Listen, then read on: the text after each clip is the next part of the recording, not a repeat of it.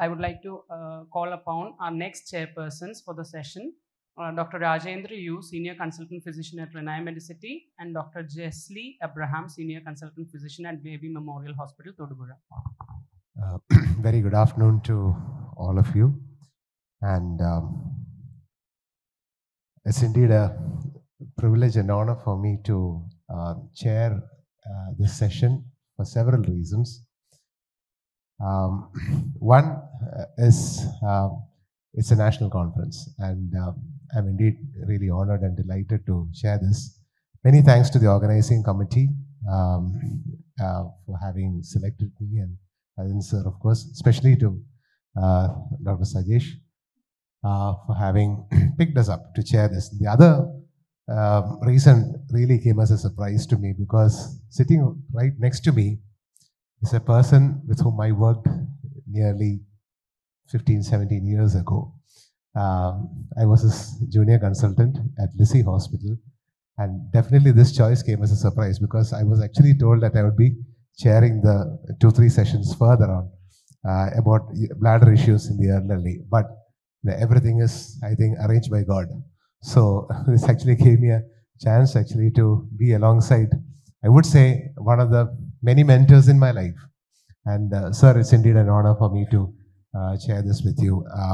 We have before us the topic for before us is elder abuse prevention, ensuring dignity and safety in aging. And to further elaborate on the topic and to introduce the topic, may I hand over the and also to introduce the speaker, Dr. Anand Ambali.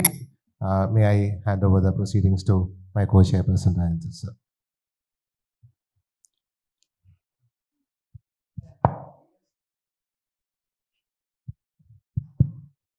Good afternoon, everyone. Before we start the talk, just want to say one thing. The moral test of a society is how it treats its elders. And from what we see in the newspapers, the social media, and what we hear in the OP, it is a very depressing picture. So how we can prevent this? Tell us more on this. Over to you, sir.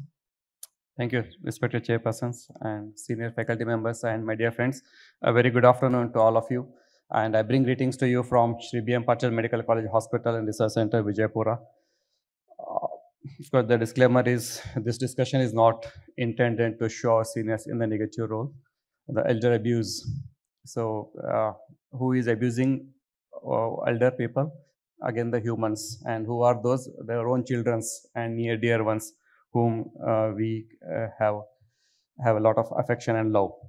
So next 17 minutes, as a chairperson mentioned, it was said by Abraham Lincoln, I think. So the quality of the society depends upon how we treat our older persons. So we will try to know what elder abuse means and what are the ways to prevent, protect, and creating awareness, and of course ensuring dignified life. So now why this should be discussed in this session? What is our responsibility? It is a medico-social problem. Most of you may say it is a social problem. It is a medico-social problem. Whenever you come across an older person with repeated hypoglycemia, repeated falls, repeated syndrome, geriatric syndromes that you come across, depression, think whether I am dealing with an older person who is a victim of abuse. So that is where the role of physician comes. No older person will come and tell you that I am being abused and please treat me. It is the indirect way of telling us, and as a physician, we need to be aware the telltale signs of the scene in the victims of abuse.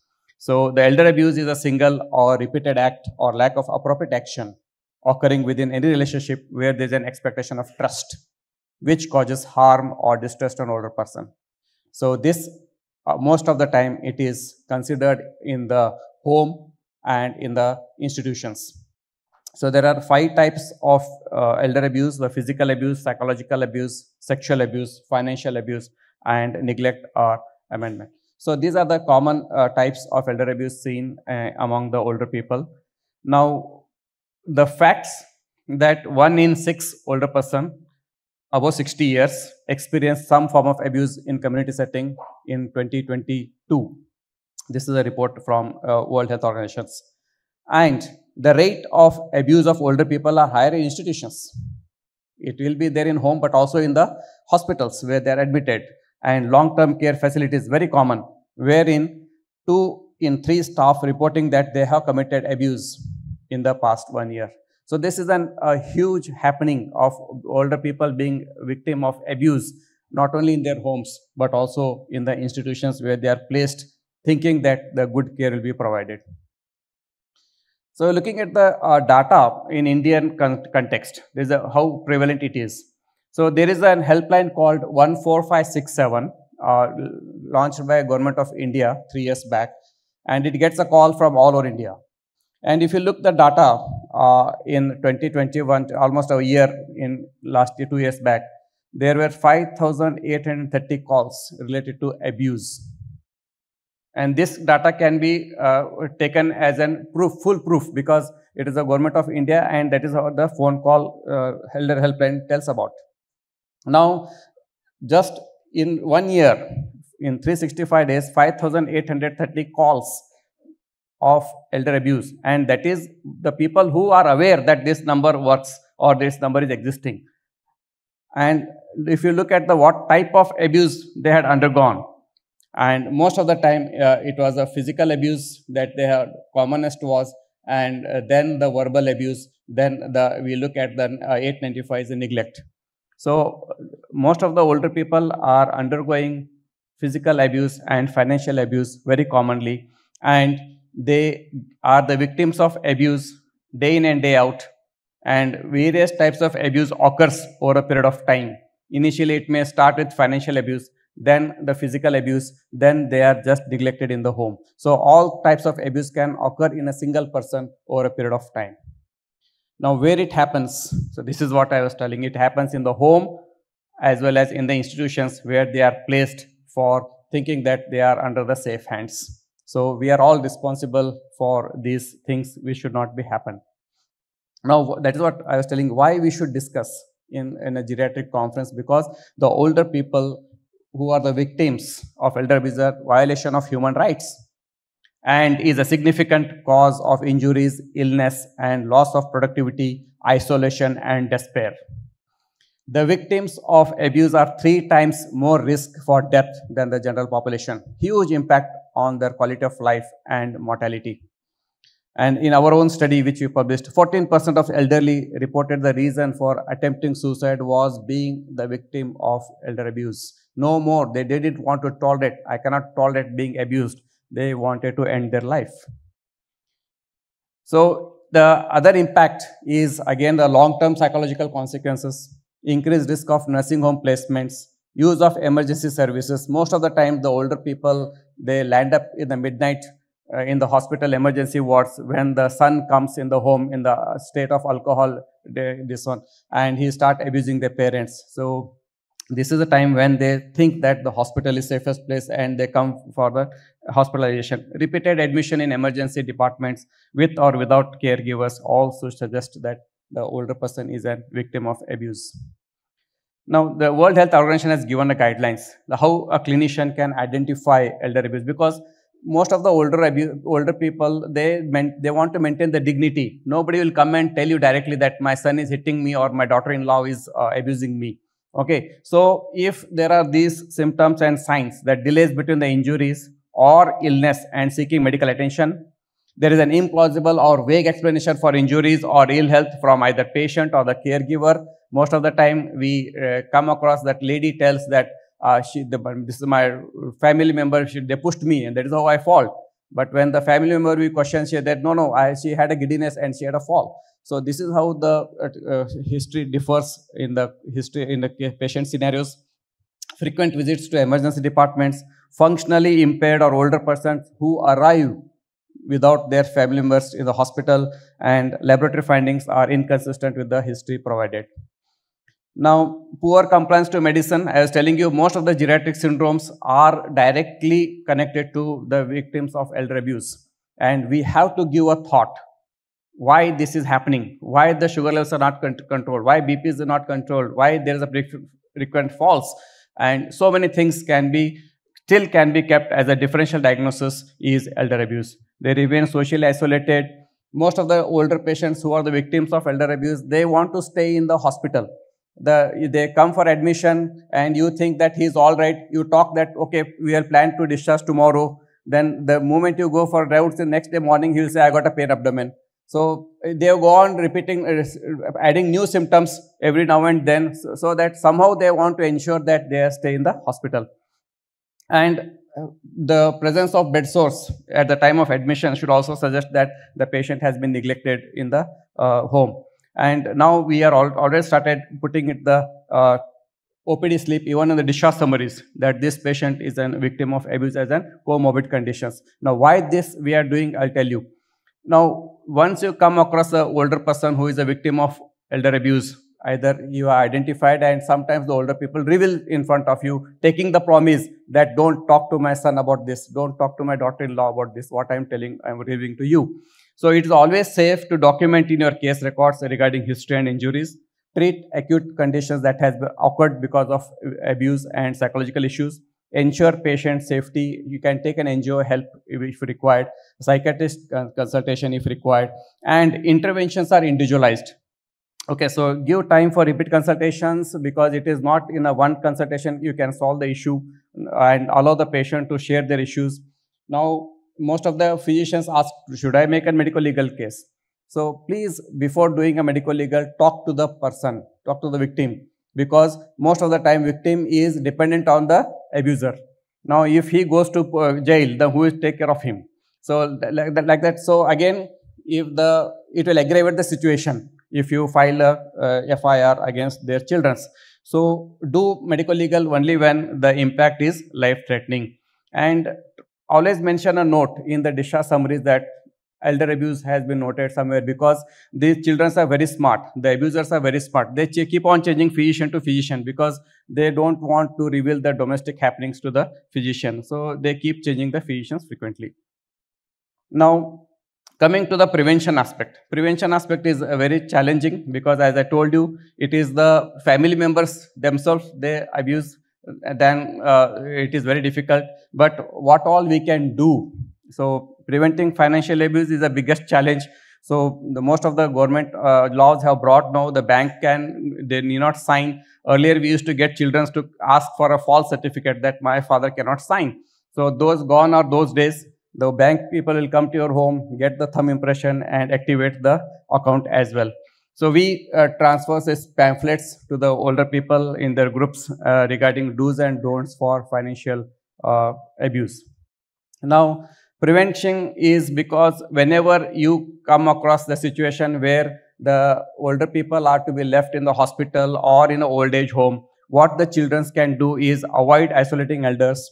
Always stay in touch with elders, mostly by the video calls. Don't do phone calls. Have a look at them. At least try to look at them, their hands and any injuries on their body. And always encourage elder people to attend religious services and community activities. And always be wary of caregivers or friends needing financial help. Those who are already in the financial burden, if they are providing care for the older people, they are likely to abuse more. So how to protect so after prevention, what we can do for protection? Emergency shelters is the first thing that what as a physician we can do. Admit him in the hospital, provide an NGO care and nursing care, and you can even after treating the acute illness, we can shift them to daycare homes or an old age home. Psychological support. And 14567 is a national elder helpline, which we can tell the older person that please call this and take assistance. The maintenance and welfare of parents has come by the government of India, and Dr. Handa sir has already discussed detail. And I was telling you, it is more of a personal and family issue.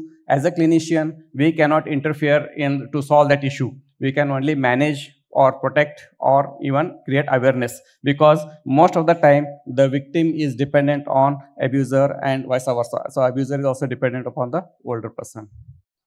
So counseling the victim is very, very important. It goes by your experience. Initially in 2007, when I started the abuse counseling system, it was very difficult to counsel. But now we ensure the victims, because always look at the two sides of the coin.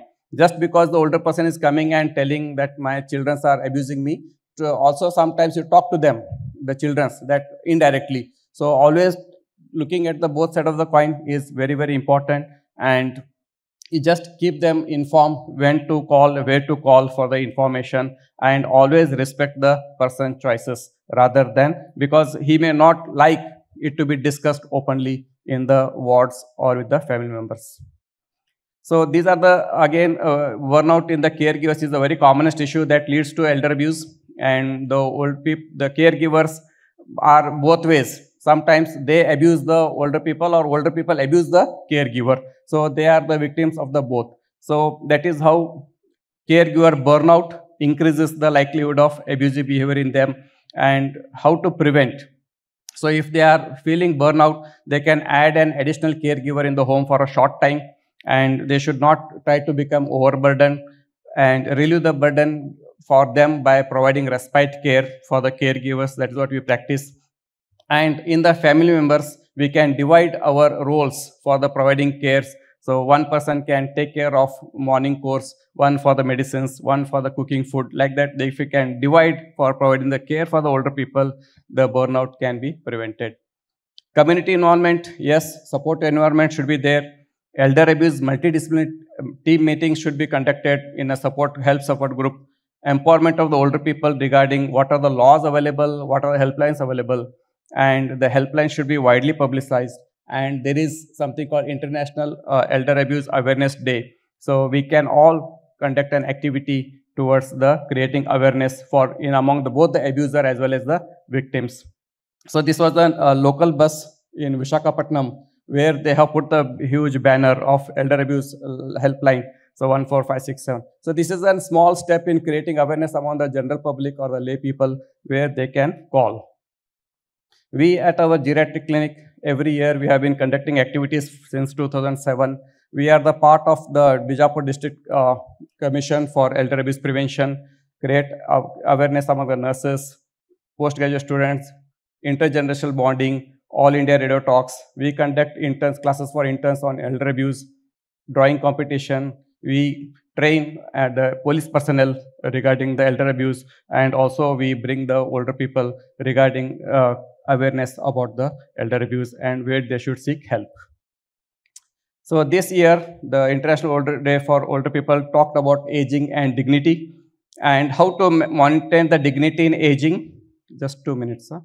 And awareness, we have to maintain the dignity among the older people because that is where our society values lives. Awareness among both abuser and victim, social support group. One should have a regular visitor to the home. That prevents abuse to the larger extent. And if you have friends in various cadres like police or law or some politicians, so if they are visiting your home, the children will think twice before abusing you because they will understand that he may tell my uncle or my friends. So always they have to be friends who are visiting your home, then the chances of being abused will be very less. These are the people, how to maintain dignity in their life. So one lady is there, she comes, she says, let karma take its course. I'm not going to say anything. I know I am victim of abuse, but let the karma take its course. One lady says, let me die. I cannot tolerate anymore about being insulted or abused. This is a lady who is bold. She is now taking a legal action against her son. And this old man says that even if I'm abused, I know, sir, but there is something wrong in me. It is me who have not put the values in my children. That is why he is behaving like this. So this is how they try to maintain their dignity rather than coming out and openly talking about the elder abuse. So what remains unanswered in clinical scenario, what happens is most of the older people don't reveal the complete picture in front of the physician. And there are no standard operating procedures or proved guidelines or principles which can be generalized across the world. And we need to look at both sides of the coins before coming to the conclusion. And of course, we need to provide guidelines to provide assistance to the victim. So to conclude, the S of prevention of elder abuse. So the awareness among the abuser and the victim. We need to tell the older people to speak up, seek local and legal support, stay connected, socialize. These are all protective and preventive measures. As a physician, we must look for the signs and symptoms and try to solve the issue with the older person. and among the caregivers, stress in the caregiver to be identified and provide the respite care for them. So June 15 is an Elder Abuse Awareness Day, and the violet ribbon and the violet tie that even I am wearing today is a testimony for creating elder abuse awareness. Thank you very much for your patience hearing.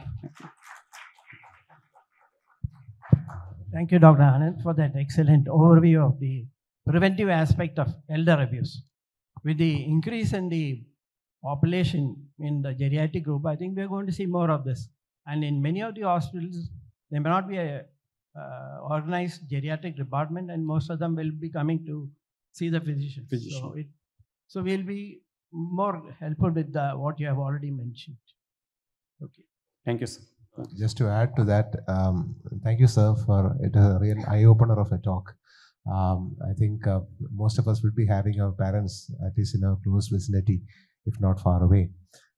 It's the one important thing there is, like, it's not just the abuse, the real-time abuse itself. In fact, it's important that we do not even make them feel that they are being abused. But to cite my own example, I have my father, who is 86-year-old, who is staying with me after my mom passed away. At certain times, I had to repeat something that he was not hearing well, and I had to repeat in a louder voice. A couple of days later, he told me, "You speak to me as if you are rude to me." Yes, I said, happens. So yes. the intention was basically to allow him to hear it, but then the way he felt it was, that was actually being rude to him. So it's important to note that they should not even feel that they are being abused. Right, that is important. So 5-star treatment is very mandatory for the elderly, especially when you are taking care of them at home. The other things regarding MLC, you'll have to listen to both the parties, and then that's a very dicey situation, because like sir actually said, ultimately they are going back to the same home, to the same person. So we'll have to be very careful in that. The only thing where you can really be at safe environment is if you have another sibling who's willing to take care or take over the care of that person, and then probably that can actually work out to a certain extent. These are some of the important things that, and Kerala is witnessing a huge number of increase in elderly care homes, especially now that all the children are actually going abroad. Thank you very much, sir. Once again, the topic is open for discussion. A couple of questions. We'll just take two. This was, as usual, a knowledge feast, Dr. Anand. Just with your presentation, I think we need to add some scales and indicators along with that to identify where the elderly abuse is happening. Like for suicide, we do have certain questions we ask while doing the comprehensive geriatric assessment. So if we can utilize like CASE or IOA, such scales, that would be more informative for identifying for the physicians. So that won't be a direct questions. So that would helpful. Agreed. Right? There are scales, but because of the topic is different, the protection, prevention, and so I could not add those things.